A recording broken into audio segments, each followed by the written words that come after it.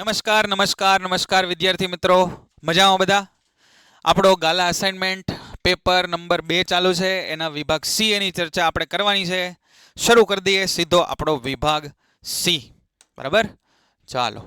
પ્રશ્ન number 38, C વિભાગ 3 ગુણના પ્રશ્નો આમાં છે. બરાબર, અને કોઈ પણ 6 ના ઉત્તર આપણે આપવાના છે. એટલે 6 તેરી 18 માર્કનો આપણો આ વિભાગ છે. સમતોલિત રાસાયણિક સમીકરણ એટલે શું અને રાસાયણિક સમીકરણના સમતોલન શા માટે કરવા જોઈએ? હવે જો ભાઈ, આ સમીકરણનું સમતોલન આપણા માટે બહુ અગત્યનું છે. કેમ કે જે સમીકરણ આપણે પેપરમાં લખવાના છીએ એ દરેક સમીકરણો સંતુલિત હોવા જોઈએ. તો જોઈએ અહીંયા સમીકરણની અંદર પ્રક્રિયકો અને નિપજો. પ્રક્રિયકો ક્યાં હોય બેટા? ડાબી બાજુ. નિપજો ક્યાં લખીએ? જમણી બાજુ. એમાં પરમાણુઓની સંખ્યા સમાન હોય તો એને સમતોલિત રાસાયણિક સમીકરણ કહીએ. સમીકરણની અંદર પરમાણુઓની સંખ્યા સમાન હોય તો એને સમતોલિત રાસાયણિક સમીકરણ કહેવાય. કે ડાબી બાજુ સાહેબ 4 હાઇડ્રોજન છે તો જમણી બાજુ પણ 4 હાઇડ્રોજન હોવા જોઈએ. ડાબી બાજુ 2 ઓક્સિજન છે તો જમણી બાજુ પણ 2 ઓક્સિજન હોવા જોઈએ. એ રીતે દળ સંચયનો નિયમ અથવા દ્રવ્યમાન સંરક્ષણનો નિયમ શું કહે છે? કે દ્રવ્યનું સર્જન કે વિનાશ થઈ શકતો નથી. એટલે ભાઈ તમે 100 ગ્રામ પ્રક્રિયક લ્યો તો નિપજની અંદર છે એ ખાલી 80 ગ્રામ નિપજ મળે કે 120 ગ્રામ નિપજ મળે એવું થતું નથી. આથી રાસાયણિક સમીકરણમાં રહેલા પ્રક્રિયકો અને નિપજોનું દળ પણ કેવું રહેવું જોઈએ? સમાન રહેવું જોઈએ. યાદ કરતા જજો તમે. શું કીધું? કે પ્રક્રિયકો અને નિપજોના પરમાણુઓની સંખ્યા સમાન હોય તેને આપણે સમતોલિત રાસાયણિક સમીકરણ કીધું. દળ સંરક્ષણના નિયમ મુજબ દ્રવ્યનું સર્જન કે વિનાશ થઈ શકતો નથી. આથી રાસાયણિક સમીકરણમાં રહેલા પ્રક્રિયકો અને નિપજનું દળ કેવું હોવું જોઈએ? સમાન હોવું જોઈએ. દળ સમાન રાખવા માટે સમીકરણમાં રહેલા પ્રત્યેક તત્વ પરમાણુની સંખ્યા બંને બાજુએ સમાન રહેવી જોઈએ. હવે દ્રવ્યમાન સંરક્ષણના નિયમનું પાલન તો હંમેશા થાય જ, અને એ પાલન કરવા માટે આપણે પરમાણુઓની સંખ્યા બંને બાજુ કેવી રાખવી પડે? સમાન રાખવી પડે. આથી આપણે સમીકરણને સમતોલિત કરવા ખૂબ જરૂરી છે. રેપિડ રિવિઝન બેચ આપણી શરૂ થઈ રહી છે. એની માહિતી માટેનો વિડીયો પણ ડિસ્ક્રિપ્શનમાં તમને આપેલો છે. આગળ જોઈએ. કોપરના શુદ્ધિકરણ માટે વિદ્યુત વિભાજન પદ્ધતિ આકૃતિ દોરી સમજાવો. અહીંયા કીધું છે આકૃતિ દોરી સમજાવો, પણ ભાઈ 3 કે 4 માર્કમાં જ્યારે પ્રશ્ન પૂછાય અને જે પ્રશ્નમાં આકૃતિ આપેલી હોય ત્યાં આપણે અવશ્ય આકૃતિ દોરવી. બરાબર, જોઈ લઈએ. અહીંયા પહેલાં તો આકૃતિ સમજી લઈએ. આકૃતિની અંદર એક પાત્ર છે. પાત્રમાં કોપર સલ્ફેટનું દ્રાવણ લીધું છે અને એ દ્રાવણ એની અંદર આપણે H2SO4 ઉમેરેલો છે, એટલા માટે એસિડિક કોપર સલ્ફેટનું દ્રાવણ છે. અહીંયા આગળ એનોડ લીધો છે. એનોડ એટલે ધન ધ્રુવ, એને બેટરીના ધન છેડા સાથે ઋણ છેડા સાથે કેથોડને જોડેલો છે, અને અહીંયા એનોડિક પંખ છે. આ આકૃતિ તમારે યાદ રાખવી પડશે. હવે કઈ રીતે અહીંયાથી કોપરનું શુદ્ધિકરણ થાય એ આપણે સમજતા જઈએ. કોપરનું શુદ્ધિકરણ એટલે શું સાહેબ? તો કે ભાઈ કોપર તમે છૂટો પાડી લીધો. હવે આ કોપરને એમાં રહેલી દ્રાવ્ય અદ્રાવ્ય અશુદ્ધિઓને દૂર કરી વધુમાં વધુ શુદ્ધ બનાવતા, કે કોપરની અંદર ખાલી ને ખાલી માત્ર સાહેબ સીયુના પરમાણુઓ જ હોવા જોઈએ, એવું બનાવવા માટે આપણે આ વિદ્યુત વિભાજનીય પદ્ધતિનો ઉપયોગ કરીએ છીએ.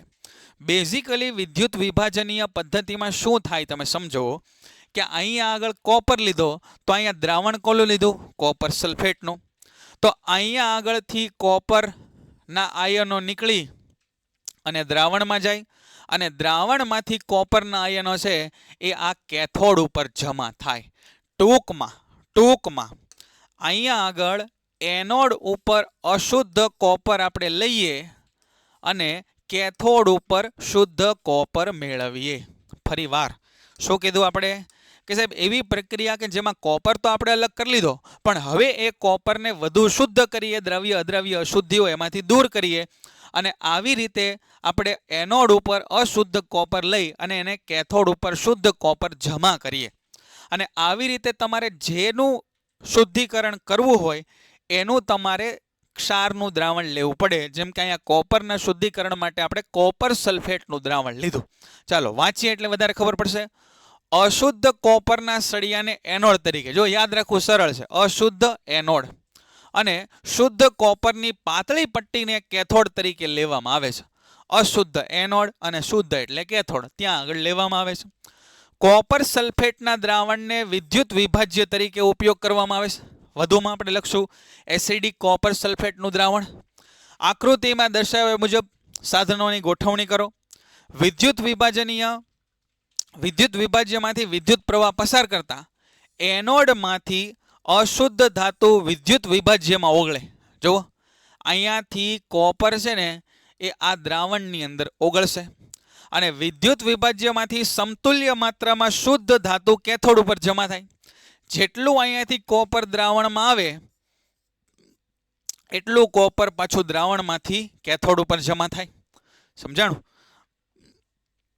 અને કઈ ટૂંકમાં પ્રક્રિયા થાય તો કે એનોડ ઉપર જે સાહેબ અશુદ્ધ કોપર હતું એ અશુદ્ધ કોપરમાંથી બન્યું કોપર 2+ એ દ્રાવણમાં આવ્યું. જો અહીંયા બતાવેલું છે આ કોપર 2+ છે એ દ્રાવણમાં આવ્યું અને આ દ્રાવણમાંથી ફરી પાછા ઇલેક્ટ્રોન મેળવી અને આ કોપર 2+ કોપર બની અને અહીંયા છે એના સ્તર જામી જશે.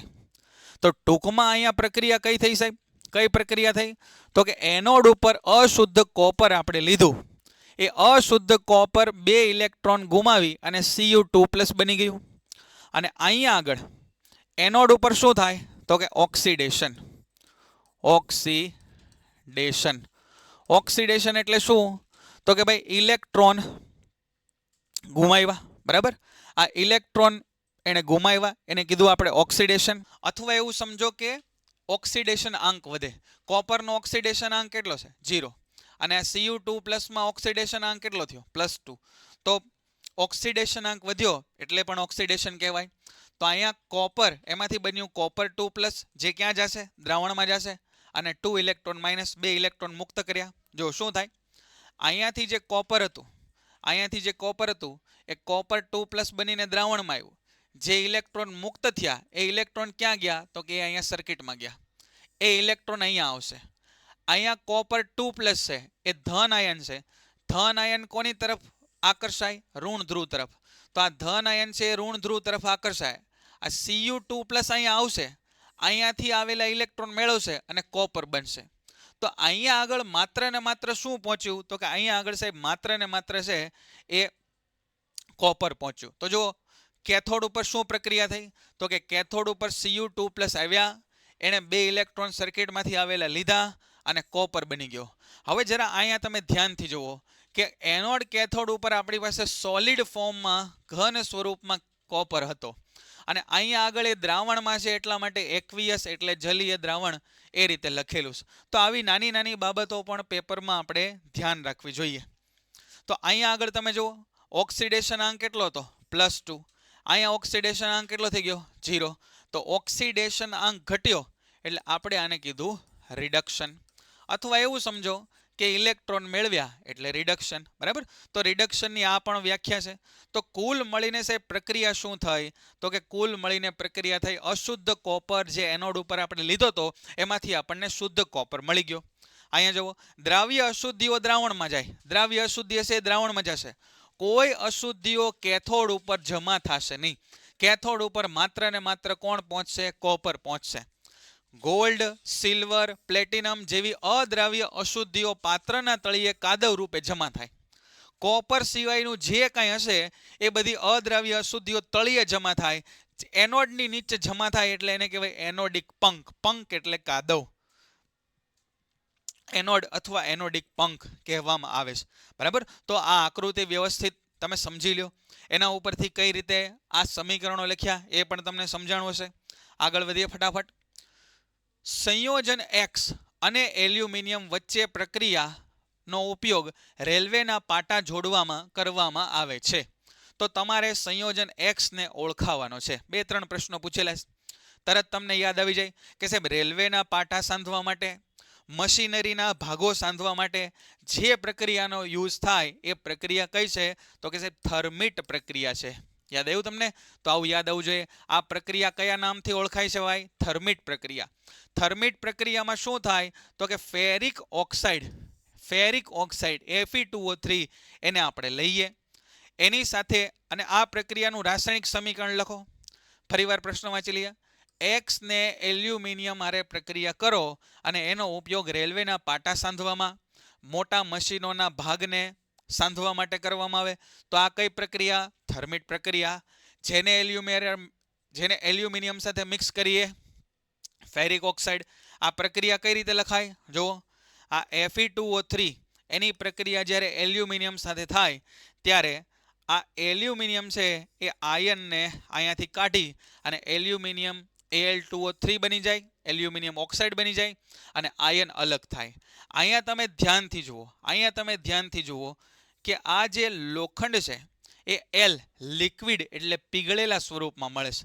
આવું પણ નાનામાં નાની બાબત આપણે જોવી જોઈએ.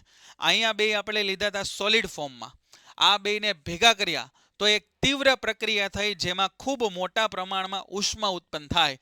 એમાં એલ્યુમિનિયમ છે એ આયનની જગ્યાએ આવી અને એલ્યુમિનિયમ ઓક્સાઇડ બનાવી દે અને અહીંયા આયન છે એ છૂટો પડે. સમજાણું? તો આ થર્મિટ પ્રક્રિયાનું સમીકરણ અને આ બેના પ્રક્રિયકો એલ્યુમિનિયમ અને ફેરિક ઓક્સાઇડ. લડવાની કે દોડવાની ક્રિયામાં કયો અંતઃસ્ત્રાવ પ્રાણી શરીરમાં કામ કરે અને એ અંતઃસ્ત્રાવો કઈ પ્રકારની અસર દર્શાવે એ આપણે જોવાનું છે. તો આપણે આ પ્રશ્ન સમજેલા છીએ કે લડવાની કે ભાગવાની સ્થિતિમાં એડ્રીનાલિન અંતઃસ્ત્રાવ એ સ્ત્રવિત થાય છે અને જે વ્યક્તિને લડવા કે ભાગવા માટે તૈયાર કરે છે. ઇન શોર્ટ, ઇમરજન્સી જે કાંઈ પરિસ્થિતિ આપણા શરીરની અંદર નિર્માણ પામે એમાં એડ્રીનાલિન અંતઃસ્ત્રાવ કામ કરતો હોય. એડ્રીનાલિન અંતઃસ્ત્રાવ જ્યારે સ્ત્રવિત થાય ત્યારે કઈ કઈ અસરો જોવા મળે? હૃદયના ધબકારા છે એ વધી જાય, શ્વાસ ઉચ્છ્વાસનો દર વધી જાય, રુધિરના દબાણ વધી જાય અને કંકાલ સ્નાયુઓ વધારે સક્રિય બને.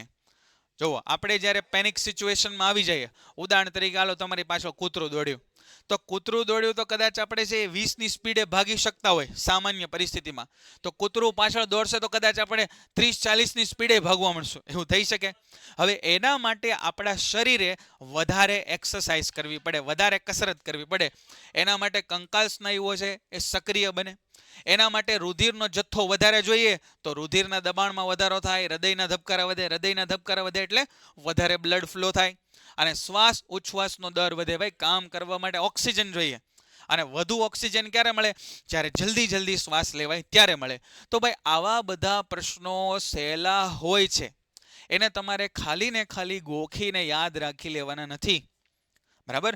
જો તમે આ બધી વસ્તુને થોડી લિંક કરશો કે સાહેબ આપણે કટોકટીની પરિસ્થિતિમાં આવીએ ત્યારે શું થાય, ત્યારે છે એ આપણે વધારે એક્સરસાઇઝ કરવાની જરૂર પડે.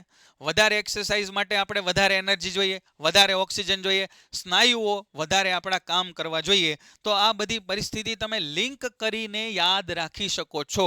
દરેક વખતે ગોખવું એ વિકલ્પ નથી. સમજવાથી એ વસ્તુ સરળતાથી અને લાંબા ટાઈમ સુધી યાદ રહેશે. આગળ વધીએ. ચાલો, કેટલીક વનસ્પતિઓનો ઉછેર વાનસ્પતિક પ્રજનનનો ઉપયોગ કરીને શા માટે કરવામાં આવે છે? ભાઈ, વનસ્પતિ ઉગાડવાની એક સાદી ટેકનિક એ છે કે તમે સરસ મજાની જમીન લ્યો, એની અંદર ખાડો ખોદો, એની અંદર બીજ નાખો, એની ઉપર માટી નાખો, એને ખાતર આપો, પાણી આપો, સૂર્યપ્રકાશ આપો અને કાળક્રમે વનસ્પતિ ઉગશે, એમાં ફૂલ આવશે, એમાં ફળ આવશે. આ બધી વસ્તુ થશે. પણ આપણે વાનસ્પતિક પ્રજનનનો ઉપયોગ કરીએ છીએ, એટલે કે કલમ કરીએ, દાબ કલમ કરીએ, આરોપણ કરીએ, આવી બધી પ્રક્રિયાનો ઉપયોગ કરીએ તો શું ફાયદો થાય? તો અહીંયા વાંચીએ. વાનસ્પતિક પ્રજનનનો ઉપયોગ અથવા આની જેવો બીજો પ્રશ્ન શું પૂછાય? વાનસ્પતિક પ્રજનનના ફાયદાઓ જણાવો. આ પ્રશ્ન પૂછાય કે વાનસ્પતિક પ્રજનનના ફાયદાઓ, બેની અંદર જવાબ એક જ આવશે. સાંભળો, શા માટે આવું કરીએ? તો કે ભાઈ, બીજથી જે વનસ્પતિને ઉછેરો ને એની કરતાં વાનસ્પતિક પ્રજનનથી જે વનસ્પતિને ઉછેરો ને એમાં વહેલા પુષ્પ અને ફળ આવે જલ્દી. આપણે બધું અત્યારે જોઈએ છીએ જલ્દી અને પછી આપણે મરી જઈએ જલ્દી. બરાબર ને? તો પુષ્પ અને ફળ છે એ વહેલા આવવા લાગે. જેમ કે ભાઈ, તમે ગોટલું વાવો તો આંબો આવતા કેટલા વર્ષો થાય, પણ તમે એની જગ્યાએ કલમ કરીને જો આંબો વાવેલો હોય તો પછી જલ્દીથી ફળો આવવા લાગે. જે વનસ્પતિઓ બીજ નિર્માણની ક્ષમતા ગુમાવી હોય તેનો પણ ઉછેર કરી શકાય. બીજ નિર્માણની ક્ષમતા ગુમાવી એટલે કયા? કેળા તમે જોયા છે. જ્યારે તમે કેળા ખાઓ તો કેળામાં તમે ક્યારે બીજ જોયા? કેળાની અંદર બિયા નીકળે. જમરૂખમાં તમે બીજ જોયા હશે. બરાબર? પછી બીજા શેમાં બીજ જોયા હોય? ખજૂરમાં બીજ જોયા હશે. તો આ કેરીની અંદર બીજ જોયા હશે. પણ આપણે કેળા ખાઈએ ત્યારે મોટા ભાગે આપણને બીજ જોવા મળતા નથી. તો પછી ભાઈ, બીજ નથી તો કેળાનું આપણે કઈ રીતે છોડ વાવશું? બરાબર? તો એમાં વાનસ્પતિક પ્રજનનનો ઉપયોગ કરીએ. પેઢી દર પેઢી લક્ષણો જાળવી રાખવા માટે એક ખાસ પ્રકારના લક્ષણોવાળી વનસ્પતિ જો આપણે આગળ ને આગળ એમને ટકાવી રાખવી હોય તો વાનસ્પતિક પ્રજનન છે એ ઉપયોગી છે. બરાબર. પછી પુરુષ પ્રજનન તંત્રના અંગોના નામ આપો. જો પુરુષ પ્રજનન તંત્રના અંગોના નામ આપો અને ગમે તે બે વિશે ટૂંકમાં માહિતી આપો. પુરુષ પ્રજનન તંત્ર, તો સૌથી પહેલા તમારે છે આકૃતિ યાદ કરવાની અને આકૃતિ યાદ કરીને તમારે વિચારવાનું કે ભાઈ પ્રજનન કોષ ક્યાંથી ઉત્પન્ન થયા, એ પછી ક્યાં ગયા, એમાં કયા પ્રવાહીઓ ભળ્યા, એ પછી ક્યાં ગયા અને એ બહાર કઈ રીતે નીકળ્યા. આ આખી સાયકલ તમે આ રીતે જો આકૃતિ મગજમાં રાખશો એટલે તરત જ તમને યાદ આવશે. સૌથી પહેલા તો કે શુક્રકોષ ઉત્પન્ન ક્યાં થાય, તો કે સાહેબ શુક્રપિંડમાં. ત્યાંથી ક્યાં જાય, તો કે શુક્રવાહિનીમાં. શુક્રવાહિની આગળ વધે આગળ વધે આગળ વધે, એની અંદર કોનો સ્ત્રાવ થાય, તો કે શુક્રાશય અને પ્રોસ્ટેટ ગ્રંથિ, એમાંથી અંતઃસ્ત્રાવો સ્ત્રવિત થાય, એમાંથી પ્રવાહીનો સ્ત્રાવ થાય. અંતઃસ્ત્રાવો નહીં બોલીએ આપણે. અને પછી ત્યાંથી ક્યાં જાય, તો કે શિશ્નના ભાગમાં આગળ જાય. શિશ્નમાં જે નલિકા જેવો ભાગ જોવા મળતો હતો એને મૂત્રજનન માર્ગ કીધો અને એના માટે શિશ્ન એ એક અંગ જ્યાંથી એ બહાર નીકળે. બરાબર. તો આ રીતે તમારે લાઈનમાં આ વસ્તુ યાદ રાખવાની છે, તો કોઈ ભાગ છે એ ભૂલાશે નહીં. બરાબર. કોઈ પણ બે વિશે તમારે લખવાનું છે. તો અહીંયા જોઈએ આપણે શુક્રકોષોનું ઉત્પાદન કરતું અંગ. તો શુક્રકોષનું ઉત્પાદન કોણ કરે, તો કે સાહેબ શુક્રપિંડ કરે. ક્યાં આવેલા છે, તો કે ઉદર ગુહાની બહાર. શેની અંદર આવેલા છે, તો કે વૃષણ કોથળીની અંદર. કેમ વૃષણ કોથળીની અંદર આવેલા છે, કારણ કે એનું તાપમાન શરીરના સામાન્ય તાપમાન કરતાં 2 થી 3 ડિગ્રી ઓછું હોવું જોઈએ. જો એ શરીરમાં આવેલા હોત તો એનું તાપમાન શરીર જેટલું હોત, પણ હવે શરીરના ભાગથી બહાર છે. વૃષણ કોથળી એટલે ઉદર ગુહાની બહાર છે, એટલા માટે એનું તાપમાન જરૂરી તાપમાન એટલે કે શરીરના તાપમાન કરતાં 2 થી 3 ડિગ્રી નીચું જળવાઈ રહે. શુક્રપિંડમાં શુક્રકોષનું ઉત્પાદન થાય છે. એની સિવાય બીજું શું થાય, નર જાતીય અંતઃસ્ત્રાવ ટેસ્ટોસ્ટેરોનનો સ્ત્રાવ પણ કોણ કરે છે, આ શુક્રપિંડ કરે છે. નર જાતીય અંતઃસ્ત્રાવ એટલે જે નરના લૈંગિક લક્ષણો, મૂછ આવી, દાઢી આવી, શિશ્નનું ટટ્ટાર થવું, બરાબર, આ બધા લક્ષણો, પુખ્ત વયે અવાજ કર્કશ થવો, આ પ્રશ્ન પણ 2 ગુણમાં પૂછાય છે, તમને યાદ હશે. તો આ બધું કોણ નિયંત્રિત કરે, ટેસ્ટોસ્ટેરોન. છોકરાઓમાં ટેસ્ટોસ્ટેરોન શુક્રકોષના ઉત્પાદનનું નિયંત્રણ અને છોકરામાં યુવાવસ્થાના લક્ષણોનું પણ નિયંત્રણ કરે છે. શુક્રકોષનું ઉત્પાદન અને યુવાવસ્થાના લક્ષણોનું નિયંત્રણ કરે. એની સિવાય શુક્રકોષોને ફલન સ્થાન સુધી કોણ પહોંચાડે, તો કે શુક્રવાહિની. શુક્રકોષો શુક્રપિંડમાંથી ઉત્પન્ન થયા અને ત્યાંથી શુક્રકોષો શુક્રવાહિની દ્વારા સ્થળાંતર થાય છે. શુક્રવાહિની મૂત્રાશયમાંથી આવતી નલિકા સાથે જોડાય છે. શુક્રવાહિની છે એ મૂત્રાશયમાંથી આવતી નલિકા સાથે જોડાઈ જાય છે. બરાબર, બે ભેગા બને છે અને આ બે માર્ગ એક જ હોય. મૂત્રનો માર્ગ પણ એક જ છે અને પ્રજનન કોષોનો બહાર આવવાનો માર્ગ પણ નરની અંદર એક જ છે, એટલા માટે એને નામ આપ્યું મૂત્રજનન માર્ગ. જે મૂત્ર અને પ્રજનન કોષો એટલે શુક્રકોષના વહનનો કોમન પાથ, સામાન્ય માર્ગ દર્શાવે છે. સહાયક ગ્રંથિઓ અથવા શુક્રાશય અને પ્રોસ્ટેટ શું કરે સહાયક ગ્રંથિઓ, તો કે ભાઈ આ બંને છે ને એ પોતપોતાના સ્ત્રાવ શુક્રકોષોમાં ઠાલવે. શુક્રકોષોને એના કારણે પ્રવાહી માધ્યમ મળે. જો શુક્રકોષોને વહીને જવાનું છે ક્યાં સુધી, અંડકોષ સુધી પહોંચવાનું છે. આ જર્નીમાં એને ખૂબ વધારે એનર્જીની જરૂર પડે. યોનિની અંદર એસિડિક વાતાવરણ હોય, એ એસિડિક વાતાવરણનો સામનો કરવો પડે અને છેક ફેલોપિયન ટ્યુબ સુધી પહોંચી અને અંડકોષમાં એણે પ્રવેશ મેળવવો પડે. આ માટે એણે લાંબુ અંતર કાપવું પડે. એટલા માટે એક પ્રવાહી માધ્યમ એને આપે, એને પોષણ આપે અને એસિડિક માધ્યમથી પણ બચાવ કરવાનું કામ આ પ્રોસ્ટેટ, શુક્રાશય અને પ્રોસ્ટેટ અને બલ્બો યુરેથ્રલ ગ્રંથિમાંથી આવતા સ્ત્રાવો આવું કામ કરે છે. આ સ્ત્રાવના કારણે શુક્રકોષો સરળતાથી સ્થળાંતર કરી શકે અને આ સ્ત્રાવ શુક્રકોષના હલનચલન માટે એને જરૂરી પોષણ પણ પૂરું પાડે છે. આગળ જોઈએ 44મો પ્રશ્ન. અંતર્ગોળ અરીસાની સામે વસ્તુ સી અને એફ પર મૂકતા પ્રતિબિંબનું સ્થાન, પ્રતિબિંબનો પ્રકાર અને કિરણાકૃતિ દોરો. ભાઈ તમને કિરણાકૃતિ દોરવામાં કદાચ થોડો ઘણો પ્રોબ્લેમ હોઈ શકે. જો તમે સમજીને કરો તો એમાં કોઈ પ્રોબ્લેમ નથી, પણ તમને એના વસ્તુનું સ્થાન ક્યાં, વસ્તુ અહીંયા હોય તો પ્રતિબિંબનું સ્થાન ક્યાં, એ પ્રતિબિંબ ઉલટું છે કે ચત્તું છે એ અને પ્રતિબિંબનો નેચર એટલે વાસ્તવિક છે કે આભાસી, આ તો ખબર હોવી જ જોઈએ. બરાબર, જેના માટે આપણે ચેપ્ટરના કોષ્ટક જે આપેલા છે એને યાદ રાખવા જોઈએ, અને એ ઘણા સરળ છે પણ આપણે એને યાદ રાખવા પડે. તો તમે જુઓ, યાદ કરો કે વસ્તુ ક્યાં છે, તો કે વક્રતા કેન્દ્ર અને એફ ની વચ્ચે, સી અને એફ ની વચ્ચે. જુઓ અહીંયા આ સી અને એફ એની વચ્ચે વસ્તુ રહેલી છે.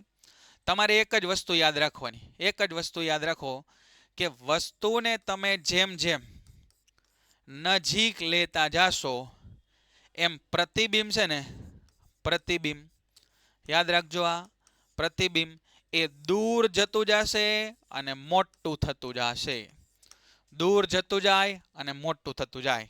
આ સી ઉપર જ્યારે વસ્તુ હોય ને ત્યારે એનું પ્રતિબિંબ પણ સી ઉપર જ મળે અને એના જેવડું જ મળે. કોષ્ટક વાંચ્યું હશે, તમને યાદ હશે. વસ્તુ સી ઉપર હોય ત્યારે પ્રતિબિંબ તે સી ઉપર જ મળે, પણ વસ્તુ જેટલું જ મળે અને ઉલટું મળે. તો હવે આપણે શું કીધું કે વસ્તુને આગળ લીધી સાહેબ, વસ્તુને ક્યાં લીધી, આગળ, સી અને એફ ની વચ્ચે. તો બોલો હવે આ પ્રતિબિંબ છે એ ક્યાં જાય, પાછળ જાય, કીધું ને આપણે. અને કેવું થાય, મોટું થાય. તો આવી રીતે તમે લોજિકથી પણ યાદ રાખી શકો કે પ્રતિબિંબનું સ્થાન ક્યાં મળે, જુઓ સી થી દૂર. આપણે કીધું કે પ્રતિબિંબ સાહેબ સી થી પાછળ જાય તો સી થી દૂર, અને કેવું મળે, વાસ્તવિક અને ઉલટું. અને આ આકૃતિ પણ તમે સરળતાથી યાદ રાખી શકો છો. બરાબર, લેન્સ, આ અરીસો આપણે બનાવ્યો. અરીસાને બહુ આવા ગોળાઈવાળા ન બનાવવા, ટેકનિકલી એ ખોટા છે. આવા ગોળાઈવાળા બહુ અરીસા ન બનાવવા, એની વક્રતા પ્રમાણમાં ઓછી રાખવી, આ પ્રમાણે કરવા. બરાબર, કેમ કે તમને ખબર છે કે આપણે જે કાંઈ ગણતરી કરીએ છીએ અને આ બધી જે આકૃતિઓ અને આ નિયમો અને સ્થાન બધા જોયા એ નાના દર્પણ મુખવાળા અરીસા માટે છે. મોટા દર્પણ મુખવાળા અરીસા માટે આ સાચું નથી. એટલા માટે આવા અરીસાઓ, આનાથી પણ ઓછી વક્રતા હોય પણ આપણે એટલા દોરીએ, આવા અરીસા મહેરબાની કરીને દોરવાના નથી. બરાબર, કદાચ એ પરીક્ષામાં સાચું પણ પડે, પણ ટેકનિકલી આપણે સમજીએ તો આ રીતે અરીસા દોરવા જોઈએ. તો આવી આકૃતિની તમારે પ્રેક્ટિસ કરવી. આકૃતિ તમને દેખાય જ છે, છતાંય તે આપણે એક વખત સમજવું હોય તો સમજી લઈએ કે કઈ રીતે આકૃતિ બની છે. સૌથી પહેલું કામ તમારે એ કરવાનું કે વસ્તુ બનાવી દો. વસ્તુ ક્યાં છે સાહેબ, તો કે સી અને એફ ની વચ્ચે. કયા બે કિરણો લેવાના, પહેલું કિરણ ફિક્સ જ છે. કયું લેવાનું પહેલું કિરણ, તો કે મુખ્ય અક્ષને સમાંતર. મુખ્ય અક્ષને સમાંતર કિરણ ક્યાંથી પસાર થાય, એફ માંથી. તો જો આ કિરણને એફ માંથી પસાર કરી દીધું. બરાબર, બીજું કિરણ ક્યાંથી લેવાનું, બીજું કિરણ તો કે સી માંથી પસાર થતું એવું. તો જો આ સી માંથી પસાર થાય તો એક કિરણ આમ જાય અને ભટકાઈને આમ ને આમ પાછું આવે, આમ. જે કિરણ સી માંથી પસાર થતું હોય ને એ સી માંથી જ પાછું ભટકાઈને પરાવર્તન પામીને પાછું આવે. આ જ્યાં બે ભેગા થાય ત્યાં એ નું પ્રતિબિંબ મળે એ ડેશ, અને આ એ ડેશ થી તમે એક લંબ બનાવી નાખો, ત્યાં મળે બી ડેશ. એકચ્યુઅલમાં તો ભાઈ આ એ અને એ ડેશ અને બી ડેશ આખા બધા આવા કિરણો ભેગા થઈને મળે, પણ ખાલી આકૃતિ બનાવવા માટે આપણે એમાંથી કોઈ બે કિરણ લેવા પડે. કોઈ એવું પૂછે કે ભાઈ એક બિંદુનું પ્રતિબિંબ મેળવવા માટે મિનિમમ કેટલા કિરણોની જરૂર પડે, બે કિરણોની જરૂર પડે. બરાબર ને, બે ભટકાય પરાવર્તન પામીને પાછા આવે, એ બે જ્યાં ભેગા થાય ત્યાં આનું પ્રતિબિંબ મળે. આને કહેવાય એનું પ્રતિબિંબ એ ડેશ. સમજાશે, પ્રેક્ટિસ કરશો એટલે ફાવશે આ. બરાબર, રેપિડ રિવિઝન બેચ આપણી ભાઈ જોરદાર થવાની છે. વિદ્યાપત બેચ આપણી પૂરી થઈ છે, રેપિડ રિવિઝન બેચ આપણી ચાલુ થવાની છે. ગાલાના પેપર સેટનું સોલ્યુશન ચાલુ છે. પેપર સેટ સોલ્યુશન એ પણ એક બેચ આપણને મળવાની છે. આગળ જોઈએ, પ્રકાશનું વક્રીભવન એટલે શું. વ્યાખ્યા બને ત્યાં સુધી પુસ્તકમાં આપેલી હોય એ પ્રમાણે જ વ્યાખ્યા લખવાની કોશિશ કરવાની. વક્રીભવન એટલે શું થાય, તો કે ભાઈ વક્રીભવન એટલે પ્રકાશના કિરણો વાંકા વળે. પહેલું યાદ રાખો, વક્રીભવન એટલે પ્રકાશના કિરણો વાંકા વળે. પ્રકાશના કિરણો ક્યારે વળે, તો કે સાહેબ જ્યારે માધ્યમ બદલાય ત્યારે. માધ્યમ ક્યારે બદલાય સાહેબ, અને કેવા માધ્યમ હોવા જોઈએ, તો કે પારદર્શક માધ્યમ હોવા જોઈએ. પ્રકાશનું કિરણ કઈ રીતે પડવું જોઈએ, તો કે સાહેબ ત્રાંસું પડવું જોઈએ. આ એક સમજો કે આ બે માધ્યમને છૂટી પાડતી રેખા છે, એમાં જો આમ પ્રકાશનું કિરણ જાય ને માધ્યમની સપાટીને લંબ, તો ભાઈ એમને જ નીચે ઉતરી જાય, તો એનું વક્રીભવન થાય નહીં. આટલા શબ્દો બોલ્યો એ આપણે યાદ રાખવા પડે. કયા કયા શબ્દો બોલ્યો, ત્રાંસુ કિરણ, જ્યારે એક પારદર્શક માધ્યમમાંથી બીજા પારદર્શક માધ્યમમાં જાય ત્યારે માધ્યમને છૂટી પાડતી સપાટી આગળ પ્રસરણની દિશા બદલે આ ઘટનાને વક્રીભવન કહેવાય. જો પ્રસરણની દિશા બદલે આ ઘટનાને વક્રીભવન કહેવાય. વક્રીભવન એટલે શું? તો કે જો આ સાહેબ સપાટી છે, સમજો ઉપર છે હવા છે, નીચે છે પાણી છે. આ પ્રકાશનું કિરણ આવ્યું, અહીંયા ભટકાણું અને આમ જવાનું હતું એની બદલે આમ ગયું, આમ જવાનું હતું એની બદલે આમ ગયું. એને આપણે વક્રીભવન કીધું. વક્રીભવન એટલે માધ્યમ બદલાય ત્યારે પ્રકાશનું કિરણ વાંકું વળે, એટલે કે પોતાનો માર્ગ બદલે. એ પછી લંબ તરફ હોય કે લંબ દૂરથી દૂર હોય. બરાબર. તો બને ત્યાં સુધી વ્યાખ્યાઓમાં તમારા પોતાના શબ્દો ઉમેરવાની કોશિશ કરવી નહીં. પુસ્તકમાં આપેલા શબ્દોનો પ્રયોગ કરવો. વક્રીભવનના નિયમો અને પરાવર્તનનો બીજો નિયમ અને વક્રીભવનનો પહેલો નિયમ એ બે સરખા છે. વાંચો વક્રીભવનનો પહેલો નિયમ. આપાત કિરણ, વક્રીભૂત કિરણ અને માધ્યમને છૂટી પાડતી સપાટી પર આપાત બિંદુએ દોરેલો લંબ એક જ સમતલમાં હોય. બરાબર ને? આપણે આકૃતિ અહીંયા દોરીએ તો આ રીતે છે, આ લંબ દોરીએ, આ આપણું આપાત બિંદુ છે.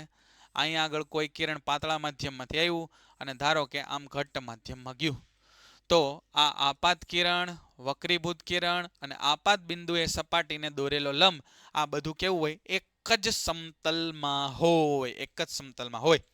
પછી આ સરસ ઇમ્પોર્ટન્ટ 1 માર્કમાં અલગથી પ્રશ્ન પૂછાઈ જાય. સ્નેલનો નિયમ શું કહે છે? પ્રકાશના આપેલ રંગ માટે અને માધ્યમની આપેલ જોડ માટે આપાત કોણનો સાઇન અને વક્રીભૂત કોણના સાઇનનો ગુણોત્તર અચળ હોય. હવે ભાઈ આ બીજો નિયમ છે ને, એ છે તો આ જ તે, સાઇન આઈ ના છેદમાં સાઇન આર બરાબર અચળ is equal to n21. n21 એટલે માધ્યમ 2 નો માધ્યમ 1 ની સાપેક્ષે વક્રીભવનાંક. n21 એટલે માધ્યમ 2 નો માધ્યમ 1 ની સાપેક્ષે વક્રીભવનાંક. આ sine i upon sine r બરાબર અચળ. આ નિયમ, આઈ એટલે તમને ખબર છે આપાત કોણ, આર એટલે ખબર છે વક્રીભૂત કોણ. તો આમને એમ નહીં લખવાનું આપાત કોણના છેદમાં આપાત કોણનો સાઇન એના છેદમાં વક્રીભૂત કોણનો સાઇન એનો ગુણોત્તર અચળ હોય. બરાબર, એમ નહીં લખવાનું. અહીંયા આગળ એક કન્ડિશન વાંચો, પ્રકાશના આપેલ રંગ માટે.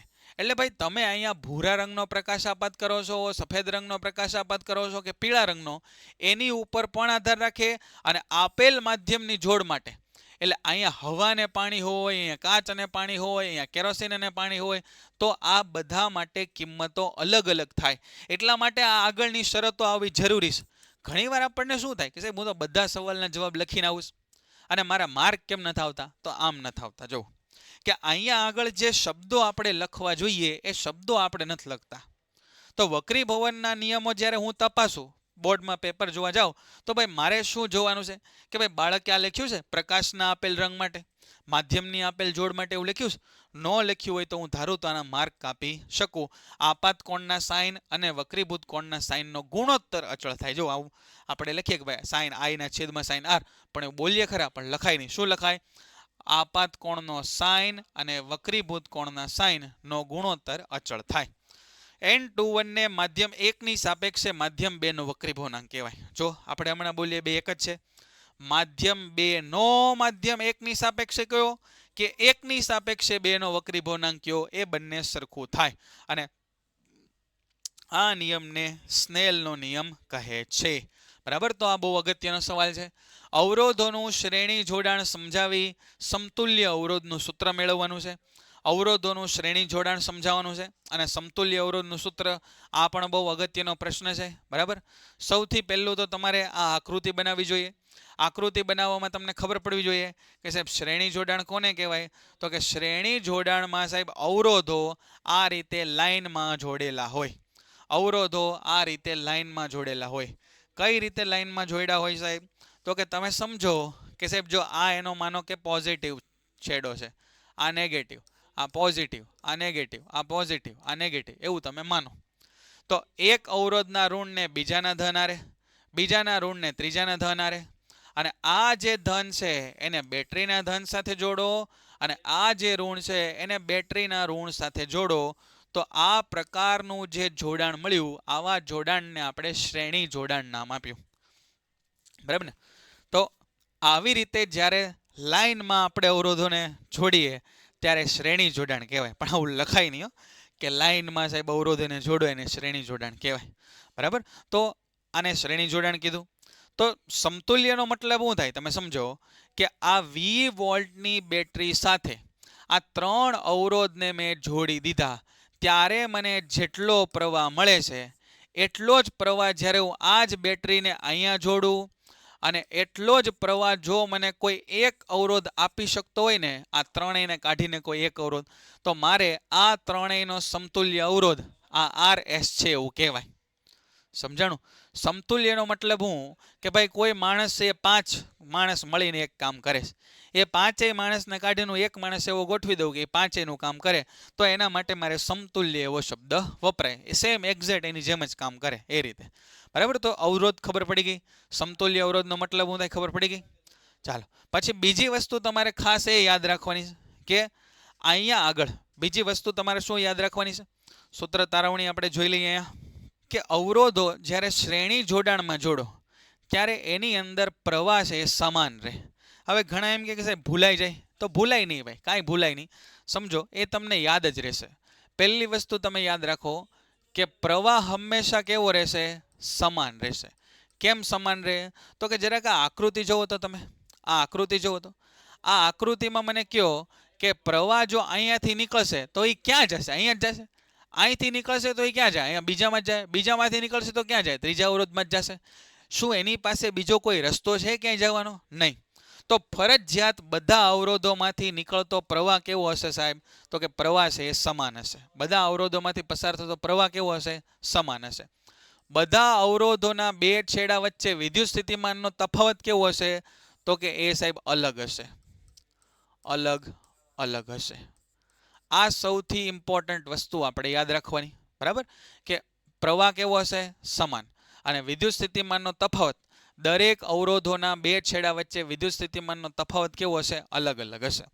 હવે માનો કે આપણને બેટરીના બે છેડા વચ્ચે છે આપણને બેટરીના બે છેડા વચ્ચે વિદ્યુત સ્થિતિમાનનો તફાવત છે V મળે છે અને પહેલા બીજા ત્રીજા અવરોધના છેડા વચ્ચે વિદ્યુત સ્થિતિમાનનો તફાવત V1 V2 અને V3 મળે છે. તો ભાઈ સ્વાભાવિક છે કે ત્રણેય અવરોધના છેડા વચ્ચે વિદ્યુત સ્થિતિમાનના તફાવતનો સરવાળો એ બેટરીના બે છેડા વચ્ચે અવરોધના સરવાળા જેટલો થાય. તો આ V1 + V2 + V3 બરાબર V થાય. ફરીવાર જોવો અહીંયા V1 V2 V3 એટલે શું? તો કે સાહેબ જો હું અહીંયા આગળ વોલ્ટમીટર જોડું ને જોડી દઉં ને તો અહીંયા જે મને કિંમત મળે ને એને V1 કહેવાય. જો હું અહીંયા આગળ સાહેબ વોલ્ટમીટર જોડું ને અહીંયા આગળ અને મને જે કિંમત મળે ને એને V2 કહેવાય. એવી રીતે જો આને હું સમાંતરમાં વોલ્ટમીટર જોડું ને તો અહીંયા જે કિંમત મળે ને એને V3 કહેવાય. તો આ V1 V2 V3 એનો સરવાળો સાહેબ કેટલો થાય? તો કે એ V જેટલો જ થાય. આ વાક્ય આપણે અહીંયા લખ્યું. બરાબર. V = V1 + V2 + V3. હવે આપણે વ્યક્તિગત અવરોધની વાત કરીએ. અહીંયા હું લખું કે વ્યક્તિગત અવરોધ માટે એટલે એક એક અવરોધ માટે શું લખાય? તો કે આપણને ઓહમનો નિયમ ખબર છે. એના ઉપરથી આવેલું સમીકરણ V = IR. તો આ સમીકરણ લખીએ આપણે V = IR. પહેલા અવરોધના બે છેડા વચ્ચે વિદ્યુત સ્થિતિમાનનો તફાવત કેટલો? V1. પહેલા અવરોધમાંથી પસાર થતો પ્રવાહ કેટલો? I. પહેલા અવરોધનો અવરોધ કેટલો એટલે કે મૂલ્ય કેટલું? R1. આવી રીતે V = IR. આ સૂત્રને મારે બીજા અવરોધ માટે લખવું હોય તો શું લખાય? V2 = IR2. આ રીતે મારે આ V3 = શું લખાય? IR3. એટલે અલગ અલગ અવરોધ માટે જો મારે સમીકરણ લખવું હોય તો હું આમ લખી શકું V = IR. એ આપણું મુખ્ય સૂત્ર ઓહમના નિયમ ઉપરથી આવેલું સૂત્ર છે. બરાબર. પહેલા અવરોધ માટે V1 = IR1, બીજા માટે V2 = IR2, ત્રીજા માટે V3 = IR3. એવું કેમ લખ્યું સાહેબ? તો કે આ પ્રવાહ બધે કેવો રહેશે? સમાન. અને R1 R2 R3 અવરોધના મૂલ્યો અલગ અલગ છે એટલે આ વિદ્યુત સ્થિતિમાનનો તફાવત પણ કેવો છે? અલગ અલગ છે. આને હું આપી દઉં સમીકરણ નંબર 1 અને આને આપી દઉં સમીકરણ નંબર 2, આને આપી દઉં સમીકરણ નંબર 3, આને આપી દઉં સમીકરણ નંબર 4. તો આ બધા સમીકરણ 2 ની કિંમત, સમીકરણ 3 ની કિંમત અને સમીકરણ 4 ની કિંમત જો હું 1 માં મૂકું, આ બધી કિંમત 1 માં મૂકું તો શું લખી શકાય? અને હા, એની પહેલા હજી એક લખીએ આપણે કે સમતુલ્ય અવરોધ, સમતુલ્ય અવરોધ એને જો આપણે RS નામ આપીએ, સમતુલ્ય અવરોધ એને જો આપણે RS નામ આપીએ તો હું આવું લખી શકું કે સાહેબ આખા પરિપથનો વિદ્યુત સ્થિતિમાનનો તફાવત કેટલો? V. આખા પરિપથનો એટલે અહીંયા સમજો, આના બે છેડા વચ્ચે, આખા પરિપથ એટલે અહીંયા આના બે છેડા વચ્ચે વિદ્યુત સ્થિતિમાનનો તફાવત કેટલો? તો કે V જેટલો. આખા પરિપથમાંથી પસાર થતો કુલ વિદ્યુત પ્રવાહ કેટલો? કુલ વિદ્યુત પ્રવાહ તો કે I જેટલો. અને હવે આપણે સમતુલ્ય અવરોધ લીધો એટલે કે RS. એટલે હવે આપણે આ સર્કિટની વાત કરીએ છીએ, આ સર્કિટની વાત કરીએ છીએ આની કે આ ત્રણ એને સાહેબ કાઢો અને આ સર્કિટ માટે V = IR, તો V એટલે V, I એટલે I, અને R ની જગ્યાએ શું લખાય? RS લખાય. બરાબર, તો અહીંયા લખી કાઢ્યું આપણે RS. જોઈએ, અને આને આપી દઉં સમીકરણ નંબર 5. આ 5 ની સમીકરણ નંબર 5 એની કિંમત આપણે મૂકી દઈએ ક્યાં? સમીકરણ નંબર 1 માં. તો હવે જુઓ તો કુલ મળીને સમીકરણ નંબર 1 કેવું થઈ ગયું? V ની જગ્યાએ શું લખાય સાહેબ? જો આ રહ્યું V ની જગ્યાએ, એની જગ્યાએ લખાય IRS = V1 ની જગ્યાએ શું લખાય? IR1. V2 ની જગ્યાએ શું લખાય? IR2. V3 ની જગ્યાએ શું લખાય? IR3. બરાબર, અને હવે તમે જુઓ આ IRS = અહીંયાથી I કોમન કાઢો, R1 + R2 + R3. બરાબર ને, I કોમન કાઢ્યો. આ બંને બાજુથી I છે એ કેન્સલ થઈ જાય, અથવા તમે એવું વિચારો કે બંને બાજુ I વડે ભાગાકાર કરતા, તો આ વધ્યું RS બરાબર R1 + R2 + R3. હવે જો સાહેબ આપણે આવી પાસે આવા n અવરોધો હોય તો આમ લખાય RS. S એટલે શ્રેણી, શ્રેણીને અંગ્રેજીમાં કહેવાય સિરીઝ, એટલે લખ્યું RS = R1 + R2 + R3 up to Rn. તો જો આવા n અવરોધ હોય ને સાહેબ, તો n અવરોધનો સરવાળો કરી કાઢો ને એટલે તમને શ્રેણીમાં જોડેલા અવરોધોનો સમતુલ્ય અવરોધ મળે. હવે આવું જ્યારે પૂરું થાય ત્યારે છેલ્લે તમારે એક વાક્ય ગુજરાતીમાં લખવાનું, અને એ વાક્ય ગુજરાતીમાં લખવા માટે જે આ ગણિતમાં લખેલું છે એનું તમારે ગુજરાતી કરવાનું. શું ગુજરાતી કરવાનું? તો કે શ્રેણીમાં જોડેલા અવરોધોનો સમતુલ્ય અવરોધ એટલે RS. RS ને શું બોલાય? શ્રેણી જોડાણનો સમતુલ્ય અવરોધ. એ તેમાં જોડેલા વ્યક્તિગત અવરોધના R1 R2 R3 એટલે હું એની અંદર જોડેલા વ્યક્તિગત અવરોધ ના મૂલ્યના સરવાળા જેટલો હોય છે. જો તમારે કંઈ ગોખવાની જરૂર નથી, શ્રેણી જોડાણનો સમતુલ્ય અવરોધ જોડેલા દરેક અવરોધના મૂલ્યના સરવાળા જેટલો હોય. આ 5 હોય, આ 10 હોય, આ 15 હોય, તો 5 ને 10 15 ને 15 30, તો આ જવાબ આવી ગયો 30. બરાબર, તો આ પ્રકારથી તારવણી એકદમ સરળ છે. જુઓ તમે, આ 1 2 3 4 5 6 7 8 8 સ્ટેપ છે એની અંદર પૂરું થઈ ગયું. અને આ 8 સ્ટેપ પણ એટલા બધા અઘરા નથી, અને આનો ઉપયોગ અવારનવાર દર વખતે પરીક્ષામાં પૂછાય છે, અને આનો ઉપયોગ દાખલાઓમાં પણ થાય છે. બરાબર, અને વચ્ચે વચ્ચે તમારે વિધાનો છે એ લખતા જવાના. વિધાનો કઈ રીતે લખવાના એ બધી વાત આપણને અહીંયા આપી છે. તમે જુઓ, અહીંયા આગળ આ પ્રશ્ન છે, એમાં આકૃતિ આપી છે, આ બધું લખાણ લખ્યું છે, એ મેં તમને સમજાવી દીધું. અહીંયા આગળ પણ આ બધું લખાણ લખ્યું છે, અને આ ફાઇનલ સૂત્ર આપણને અહીંયાથી આપણું મળી ગયું. બરાબર, તો અહીંયા આગળ આપણો આ વિભાગ જેના કુલ પ્રશ્ન નંબર હતા આપણા 46 સુધીની વાત પૂરી થઈ. નેક્સ્ટ વિડીયોમાં આપણે મળીએ ત્યારે 47મા પ્રશ્નથી વિભાગ ડી ની ચર્ચા આપણે શરૂ કરશું. All the best. Painted Painless Learning.